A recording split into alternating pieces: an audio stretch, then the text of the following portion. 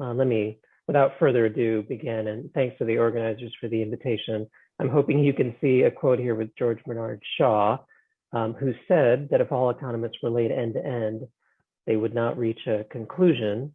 I'm going to try to avoid that fate this morning, and just as Eric said, answer a few of the questions that are out there about the economic environment. There are 10 points in particular that I'd like to make through the course of the next half hour or so, but let me offer a few caveats before we begin. The first thing to note is that there's definitely some supply chain information in this presentation, but it isn't actually a focus for the talk. I'm going to try to roll it in to all of the other information that is, all the other incoming information out there on the economic environment. Second, what I will have to say about the impact of the war in Eastern Europe will be limited since the situation there and its effects remain very, very uncertain. And third, I'm about to drag you through lots and lots of statistics, so let me apologize in advance. Assuming I haven't lost half the audience at this point with what I just said and with the technical difficulties to this point, let me begin. So the first point I wanted to make is that the recovery has actually been fairly rapid to this point. You can see that by considering GDP, or the amount of output the US produces at a point in time. In the panel to the left there on the slide, the volume of US output, or GDP, was about 3% higher at the end of last year than it was 2 years earlier, just prior to the start of the pandemic. Indeed, GDP growth in 2021 was particularly strong at around 5.5%. It was the strongest annual GDP growth we've seen in about 40 years.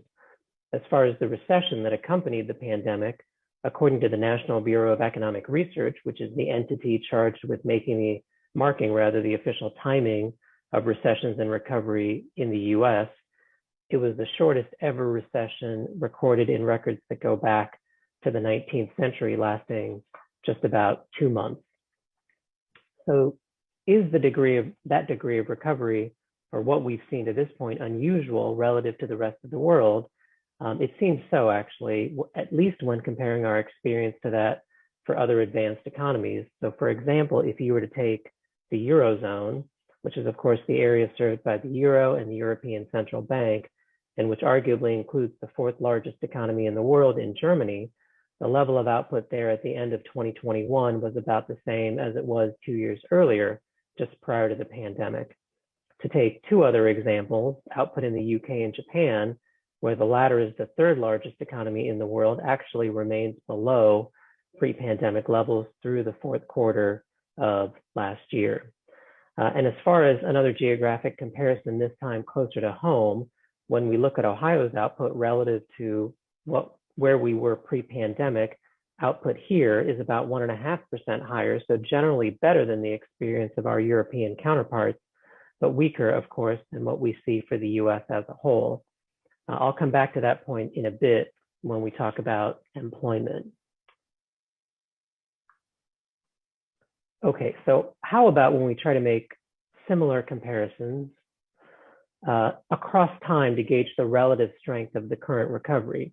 You can see those comparisons, I'm hoping, in the panel to the right, where I've essentially overlaid each recession recovery period for US business cycles going back to the 1980s. Guhan, Yeah. you're going to have to click on the individual slides as you address them. So we still see recovery's been fairly rapid at this point, just like you can. Okay, so just click on the next one. There you go. That's fine. Just okay. Yeah. Cool. I'm actually still on the right-hand panel. On okay, cool. slide. Okay, sorry to interrupt. Continue. No problem at all. Okay.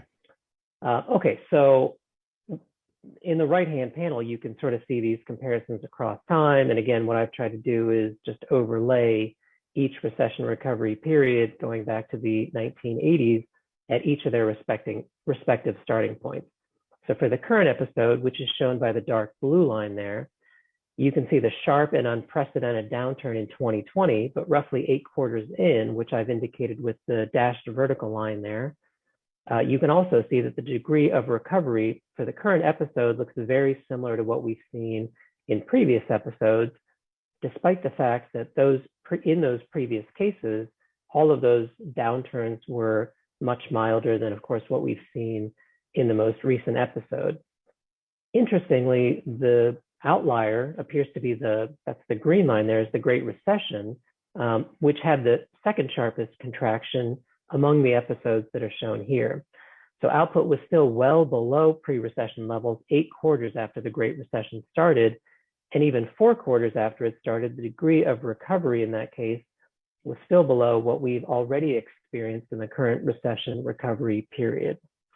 Okay, so moving on to point 2, how could this be so given the very deep contraction that we experienced early on in the pandemic? Well, at least part of the difference relates in this episode. How did we fare better in this episode in terms of the rapidity of the recovery relative to, say, the Great Recession? At least part of the difference relates to the amount of policy support policymakers have provided this time around. So you can see that here from the perspective of fiscal policy. Among other things, Congress authorized pandemic assistance payments or direct transfers to households at various points throughout the crisis, which again, I've identified with the vertical lines here on the chart. All told, these payments alone amounted to about $850 billion of additional policy support. For context, you may remember that the total price tag for the American Recovery and Relief Act in 2009, which sought to support the economy through the Great Recession, was about this much. By contrast, total federal fiscal assistance this time around, which includes things like the PPP program and rental assistance, has amounted to around $5 trillion. The scale of the intervention from just the pandemic assistance payments to households is clear in this chart. You can see the spikes to personal income from these transfers and how far they are above anything in the historical experience since 2000. Okay, so largely as a consequence, households have exceeded what we would have expected. Household incomes rather have exceeded what we would have expected based on pre-pandemic trends.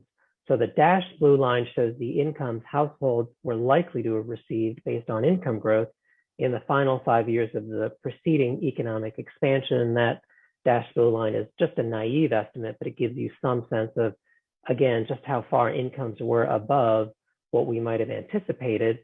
At the same time, of course, many households spent less through the pandemic than would have been predicted based on the same pre-pandemic trends, as shown in this case by the dashed orange line on the chart. That spending, of course, was particularly constrained when it came to the service side of the economy. The net result is that households have accumulated a fair amount of additional savings.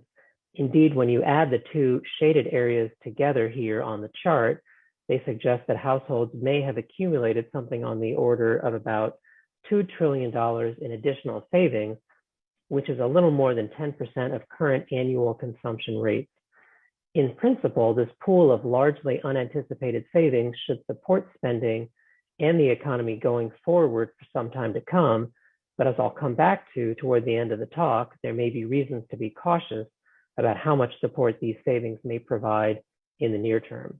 To go back to what I mentioned a moment ago regarding spending on services, while households limited their spending on contact-intensive items such as restaurant meals and trips to the movie theater, they rotated their spending towards goods. And just to put this in context, inflation-adjusted services spending, which is generally around 2/3 of total consumer spending, just eclipsed its pre-pandemic levels in February. By contrast, inflation-adjusted spending on goods is more than 10% higher than it was pre-pandemic. That, of course, among other things, has put considerable pressure on supply chains.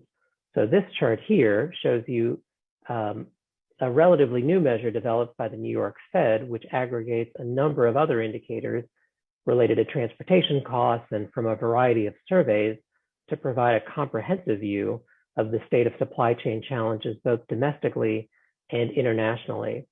The two indexes here are shown as deviations from their respective averages, and you can see that the recent readings, despite some improvement, remain well above average.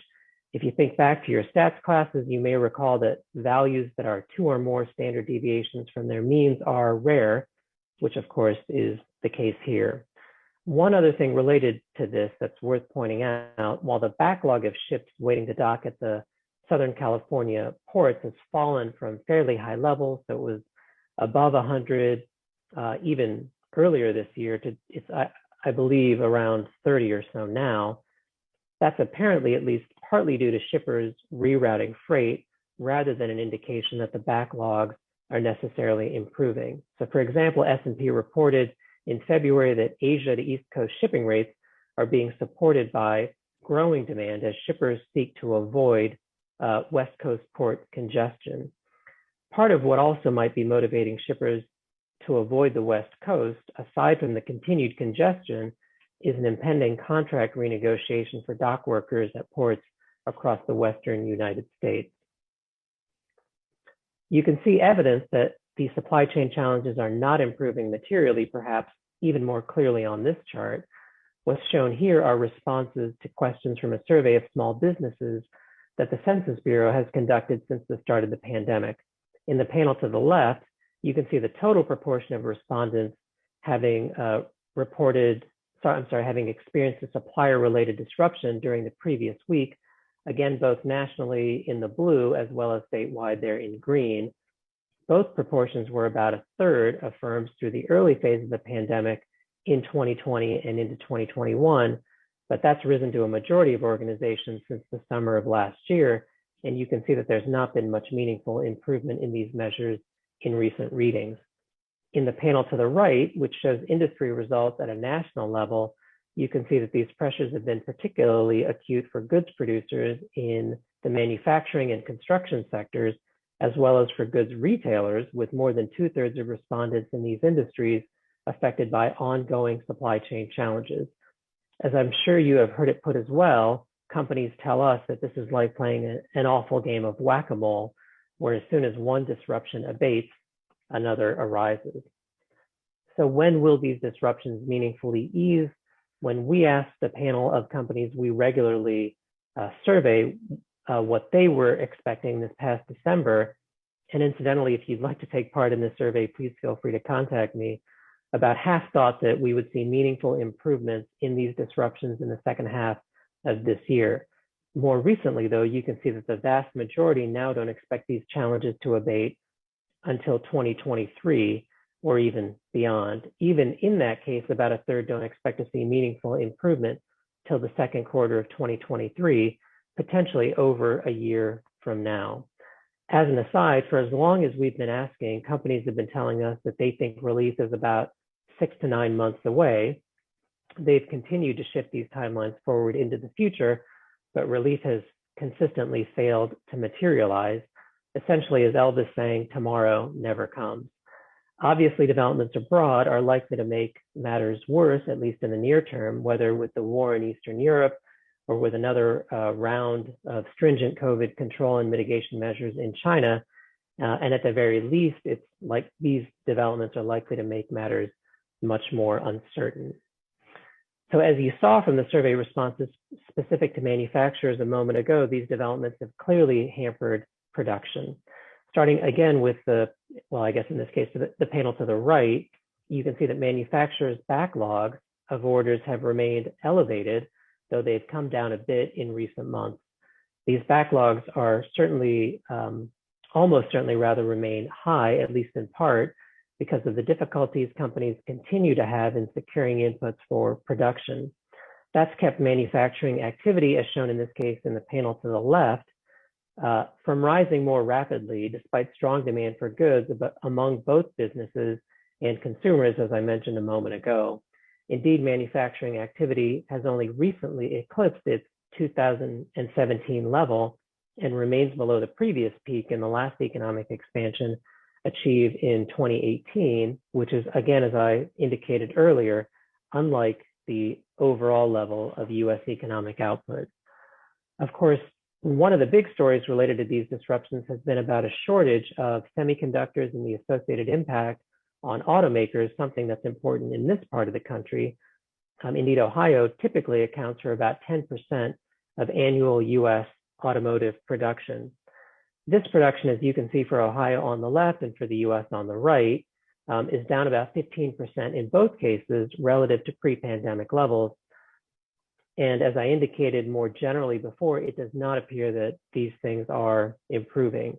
In early February, indeed, Ford announced planned production cuts at 8 facilities, including in Ohio, as a result of the computer chip shortage, and it also announced additional cuts in early March. And last week, Toyota said it expected US auto sales to be about 1 million units lower than previously projected, moving from about 16.5 million units to 15.5, not because of diminishing demand, but because of ongoing issues in the supply chain. One of its executives said then that the supply chain challenges we're seeing are likely to remain with us for a while. On that, earlier this month, Bloomberg reported that the wait times for semiconductor deliveries rose in March and reached a new high of about half a year, which is about twice what was typical pre-pandemic and even throughout 2020 in the early phase of the pandemic. So while the same supplier disruptions are also affecting the construction industry, as you almost certainly know, residential real estate construction continues to boom. Through 2021, total housing starts, shown in orange in the panel to the left, were about 25% higher than through 2019.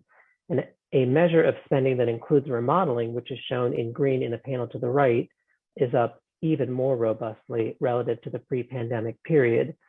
But just as among manufacturers, the backlog of projects for construction companies also remains significant, which should support construction activity for some time to come. Nationally, the number of housing units under construction currently is at its highest level since 1973, and permits for future construction are also elevated, up about 20% or more relative to pre-pandemic levels nationally. The story isn't as happy when it comes to non-residential real estate. Spending here remains below pre-pandemic levels, as you can see again in the panel to the right, but it's been held up by construction of manufacturing facilities and warehouses. In these two cases, spending has eclipsed pre-pandemic levels, partly spurred by an increase in online shopping and the various supply chain challenges that we've been discussing. As far as what we can expect for future activity, as I alluded to a moment ago, the outlook for residential real estate construction appears to be bright. That's despite the fact that mortgage rates have recently moved up more than a percentage point. Indeed, the rate on a 30-year fixed rate mortgage just hit 5% this week for the first time since 2011. Nevertheless, readings from a home builder sentiment survey shown in the panel to the left remain close to their highest levels in data that go back to the mid-1980s. By contrast, the outlook for non-residential construction activity looks a little more uncertain. The Architectural Billings Index, which is produced by the American Institute for Architects, summarizes survey responses from architectural firms on whether their billing activity for the previous month grew, declined, or remained flat. The entity says that this measure is a good indicator of non-residential construction activity in approximately 9 to 12 months from now. If indeed it is, it suggests that activity among non-residential builders is likely to slow through the year ahead. Okay, so let me turn to the labor market, where limited so-called slack or spare capacity could be contributing to the very supply chain challenges that I've mentioned to this point. So how would we measure the slack? Well, the traditional and most basic way, of course, is to consider the unemployment rate. As you can see in the panel to the left, the US unemployment rate is basically back to where it was at the end of the last economic expansion, when it hit 3.5%, which at the time was the lowest level in about half a century. Across cultural groups, which I'm showing in the table, the inset table there in the panel to the left, though the rates differ, we are also essentially back to the associated pre-pandemic values. And statewide, the unemployment rate is almost half a percentage point lower than its pre-pandemic reading. All that said, one of the big concerns, of course, has been and remains a lack of available workers. Indeed, there are about 11 million open jobs and about 6 million unemployed individuals in the US, a gap that is at or close to a record. The proportion of people working or searching for work, which is shown in the panel to the right, had been notably lower than it was prior to the pandemic through the end of last year. That's the dark blue line there. But it's moved up rapidly. In fact, by half a percentage point in just the last quarter. And though it remains below its pre-pandemic level, it's about where we would expect it to be based on the aging of our population. That trend, that expected, where we would expect to be in terms of the labor force participation rate is shown there by the orange line, which is a pre-pandemic projection, again, based on demographics from the Congressional Budget Office. But I should point out that what was maybe unanticipated are the population changes that we saw in 2020 and 2021, where growth was about half as strong as in the prior decade.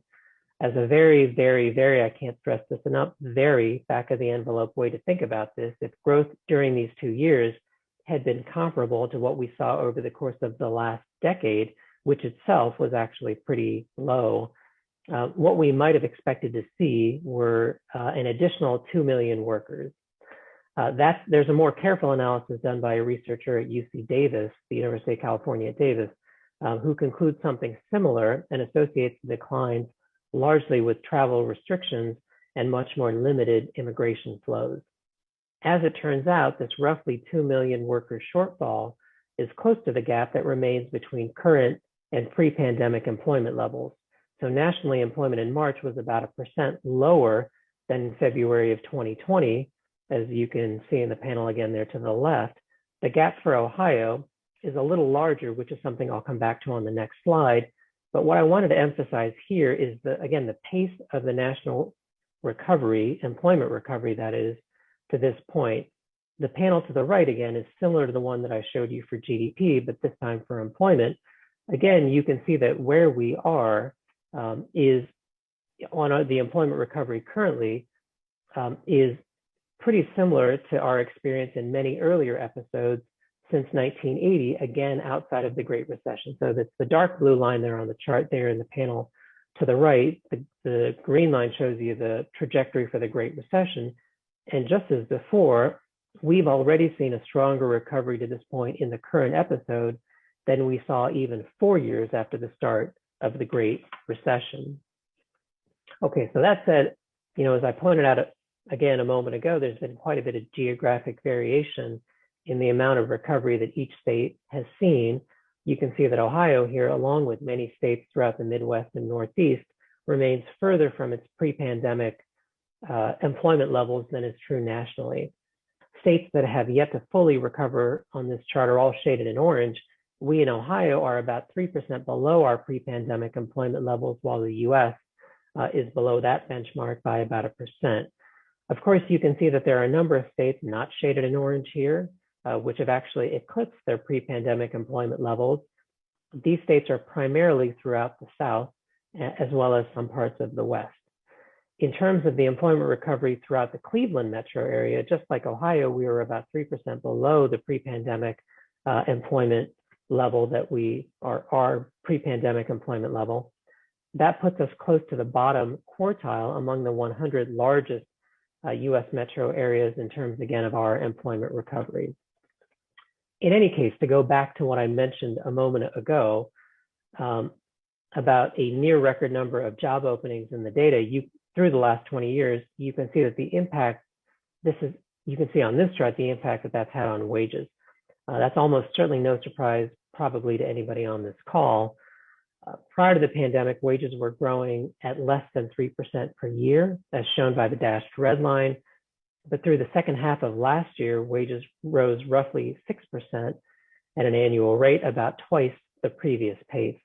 I've highlighted with arrows some of the more notable categories where we've seen wage increases, none of which will surprise you. For instance, we've seen annualized increases in wages of almost 7% for the category that includes truck drivers and production workers, and increases on the order of 9% for the category that includes nurses and restaurant workers. So apart from wage increases, firms have also seen an array of non-labor cost increases. Every price shown here on this chart is at least 50% higher than it was pre-pandemic, and some commodities cost almost twice as much as before. And of course, this is likely again to worsen in the near term as a result of Russia's invasion of Ukraine. To put that in context, an S&P commodity aggregate had risen about 40% from February of 2020 through the end of last year. It's risen almost another 40% since then through the end of March. Of course, oil prices have been a big part of the story, and we've seen gasoline prices remain above $4 a gallon as a consequence.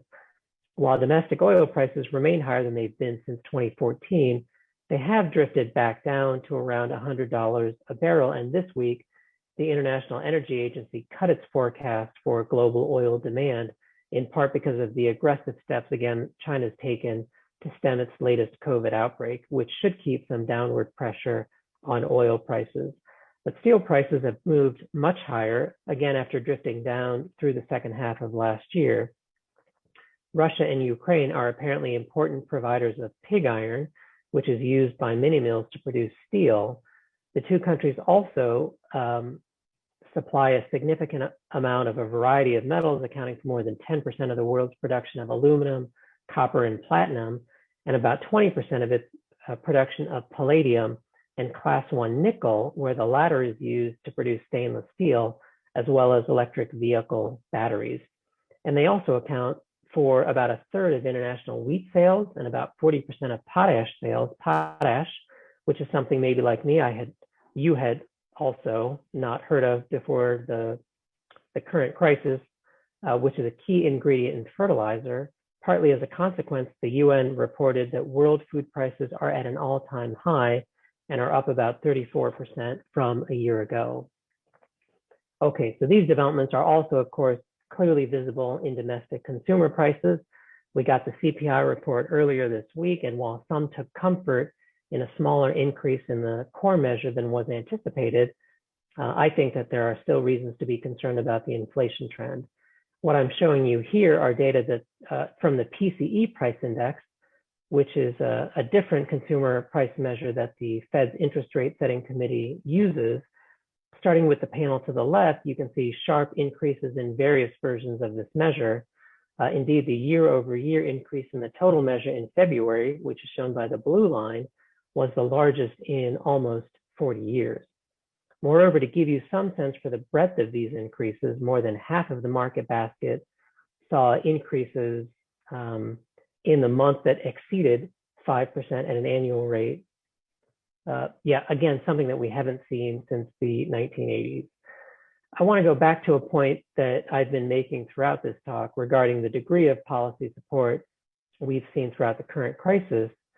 The difference between the current recovery in terms of output and economic activity from what we experienced in the aftermath of the Great Recession is almost certainly associated with the differing degrees of policy support in each episode. That support from both fiscal and monetary policymakers has been much more significant this time around.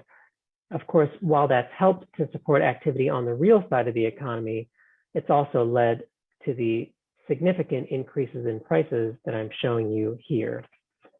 Okay, so what are Fed policymakers planning to do about all of this? Well, of course, the answer is to raise rates, among other things, a process that the committee started at its March meeting when it raised the federal funds rate, its primary policy tool, by 25 basis points, the first increase in this rate since 2018. The question, though, is how far and how fast these rate increases are going to go.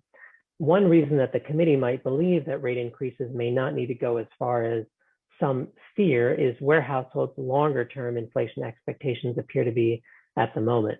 So as you can see on this chart, households expect to see inflation remain high through the next year, something shown by the blue line. But when asked what they think the rates of inflation will be through the next half decade or so, their expectations look like they don't differ markedly from what we've seen over the last 20 years or so. In other words, households seem to have confidence that the inflation trend will moderate, either because of Fed actions or because of the unwinding of temporary factors related to the pandemic or to the war abroad. So where indeed will rates go? Well, at its March meeting, the committee issued this set of projections for where the federal funds rate will be by year end, as well as for subsequent years. Each of these dots, in case you aren't a dork like me and are not as familiar with charts like this, represents the views of one of the members of the Fed's rate setting committee. The median expectation among this group, highlighted in orange here, is for the Fed's policy rate to be just under 2% by year end. That's a full percentage point higher than the median projection the committee published following its meeting in December of last year, and about 1.5 percentage points higher than where the rate is right now. There's also the balance sheet, of course, which has roughly doubled in size throughout the crisis from about $4 trillion to nearly $9 trillion.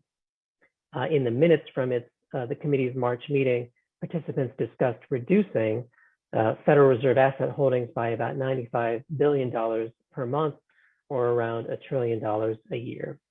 So how have financial markets reacted to these developments? Well, the S&P 500, a broad market measure, of course, fell by a bit over 1% last week. That was the first weekly decline in the index in about a month after it recovered a bit from the initial invasion of Ukraine. Some market observers pin last week's decline to the release of more details from the Fed on its likely balance sheet adjustments. That said, for the year to date, the index is down about 6% and has been drifting down throughout the year. Indeed, the index reached a record high on the first trading day of the year, but has tended to fall since. Fed officials have, of course, been talking about the need to adjust the stance of policy rates since late last year. And just to put this all in context, the index rose about 30% last year, which is among the top 10 annual increases in the last 50 years. As an aside, in the panel to the right, I'm showing you the VIX, which is an index that attempts to measure volatility. Surprisingly to me, it has so far been better behaved than I would have expected, given all of the uncertainty that's out there. So that said, the bond market seems to be signaling slightly more concern. Yields on the 10-year Treasury have risen almost 200 basis points since the start of the year, and yields on 2-year Treasuries are up a little over a percentage point over the same span. Both rates are at about 2.5%, and indeed the 2-year yield has at times been above the 10-year yield in the recent past. That unusual circumstance is known as an inversion in the yield curve, and it's thought by some to be a good indicator of impending recession. Indeed, the gray bars here on this chart show periods of recession, and you can see that while this measure, shown again by the orange line, isn't perfect, it does tend to precede recession. Still, others urge caution. There's an old joke that the yield curve has predicted 20 of the last 10 recessions, so one should be cautious, I guess. Others, including those from the New York Fed, tend to think that the spread between the 10-year and the 3-month is more informative. That's shown by the blue line here on this chart. That spread continues to be very, very positive. Okay, so those on the committee also don't think that a recession is in the offing. Indeed, they expect to see GDP growth of just under 3% this year, though that's down from a median projection of 4% late last year. Further out in 2023 and 2024, they anticipate growth that's around what most would think of as the economy's longer-term trend rate of growth at about 2%. That's pretty consistent with the average also from a largely private panel of forecasters, their projection for this year, that is. This panel of private forecasters in April were still anticipating growth for this year of around 3%. Again, though, they've also marked down their projection from around 4% from when we started the year. Okay, so how much stock should we put in these forecasts? And are there any reasons to be concerned? Well, I noted earlier that the accumulated savings households have amassed throughout the crisis should continue to support spending going forward. But that, of course, relies on consumers electing to spend and not feeling like they need to set aside a larger reserve of precautionary savings.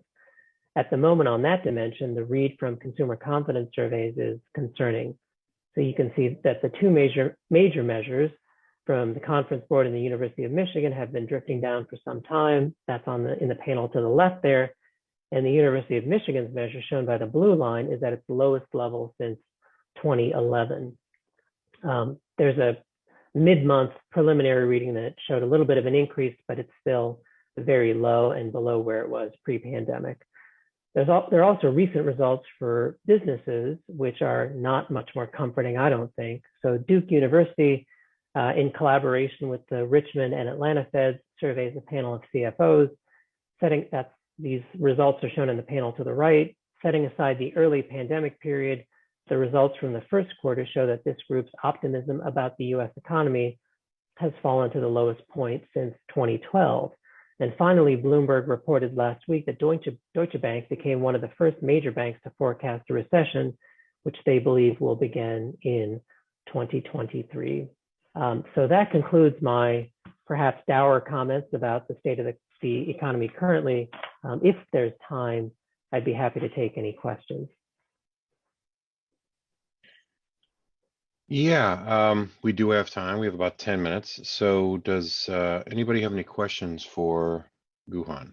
Just, I guess, text me or chat with me. Let me know that you have a question and we'll bring you on to ask that question. Yeah, sorry again about the technical difficulties. I hope you were actually able to see my slides, but I can provide them to No, Eric. we saw them. We saw them. They were great.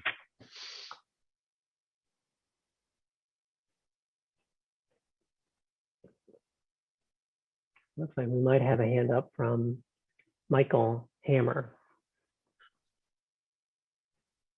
I think that was him wanting you to switch sides. Do you see hands up? Oh, I guess you do. Okay, good enough. Our hand. Can you go ahead and talk, Michael? Okay. Yeah, good. Gotcha. Okay. Yep. Was waiting for you to tell me to go ahead. Thank you for a very interesting presentation, Guhan. Lots of questions, but I'll keep it narrow. So in looking at the amount of savings increase that you had mentioned, could you kind of discuss that in the context of what some call the K recovery, where different groups have been impacted differently? Yeah, it's an excellent question. So we were talking a lot about the K-shaped recovery, I think, at various points earlier in the expansion. And then, the amount of pandemic assistance payments households received, I think, was helping to support a lot of groups. But maybe to answer the question more directly, there's data from JP Morgan Chase Institute that looks at bank account balances across income levels. And you can see that for lower income households, I believe that, I can't remember the specific numbers, but so you might want to look this up to make sure I'm not lying about this, but I think that they had about $1,000 of their bank account balances were about $1,000 higher than it was typically the case. And I think, yeah, or maybe, yeah, let me see if I want to make sure I get this right. So I think they typically had about $400 in their bank accounts, and now it was something closer on average to around $1,000. So roughly more than double, it turns out, for lower income households than they would have had pre-pandemic, but it's still not a substantial margin in some sense. So I think the expectation was lower income households, particularly given what we're seeing with various increases in costs, higher food costs, higher fuel costs, higher rental costs, housing costs in general, that's going to start to eat through the additional savings that they had been able to put aside over the course of the pandemic. And so, it may be the case that middle and higher income households have more of a cushion and something that they can work through over the longer term, but we're going to start to see the impact more directly for lower income households almost certainly sooner. One maybe perverse implication is that some of the, it's a little unclear. So as I noted for the labor force, the labor market for participation rates, it does seem like we're back to the what we would have anticipated in terms of the trend pre-pandemic. So maybe we shouldn't anticipate a lot of additional increases in workers coming back into the labor market. But for lower income households, if they are indeed seeing more financial stress because they've worked through their financial cushion, you might see more of those individuals starting to come back into the labor market, which again, perversely might help to ameliorate some of the issues on the supply side that I was mentioning earlier in the talk. Thank you. Guhan, thank you very much for the detail and the work you put into this and the information you shared with us. Not as dour as I think a lot of people thought, which is great. we're hoping for a substantial recovery moving forward and getting some of these supply chain issues rectified, but it's going to take some time. Any closing comments? I was just going to say, Eric, I'm not sure. I think I've stunned your audience into silence. So hopefully I have not ruined all of your holiday weekends, but I will say it was a pleasure to be with you today. So thank you again for the opportunity. And hopefully I'll see you around at some point or back on another of these meetings. But thank you again for the invitation. No, thank you for your time. Appreciate it. Enjoyed it. And you have a great weekend.